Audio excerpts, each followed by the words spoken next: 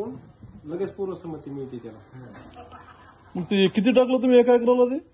मी बघा एक आमचे झाड आहेत 2200 हा. 1.5 एकर आहे. 4 बॅग टाकले त्याला. अच्छा. क्लिअर 4 बॅग मोजून टाकल्यात. 20 किलो हा. हो हो है ना?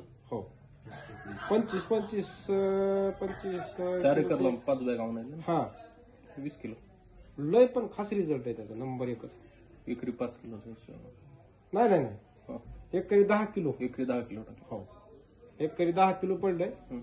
पण रिझल्ट असा आलाय त्याच्या पानाची साईज, केळीमध्ये काय असते पानाची साईज हो. आणि बुंदा हे 2 गोष्टी लय महत्वाच्या आहेत. 2 गोष्टी आता आमचं गेल्या वर्षी मला आम्ही एक्सपोर्ट केला होता तर त्याच्यामधली पानाची साईज त्यावेळेची आणि आताच्या पानाच्या साईज मध्ये फरक आहे.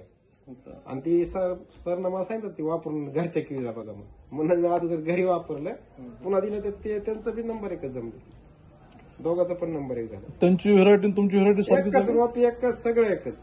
G9च विल्यमसनच रोप आहे. आम्ही एकाच गाडीत रोप घेतले नाही का. ह्यांचं आमचं 12,000 रोप आम्ही एकाच गाडीत घेतले. असं.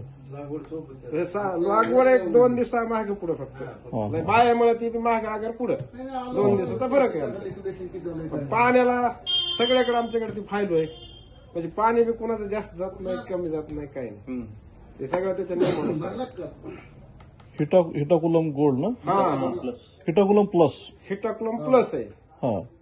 आता ग्रॅन्युल मध्ये 4 बॅग माझ्याकडे आहे का बॅग? ते आहे की. कुठे? डिपॉझिट आज टाकतो म्हणलेलं आहे कारण त्याचं चेकबुक आलेलं नव्हतं. चेकबुक संपलं.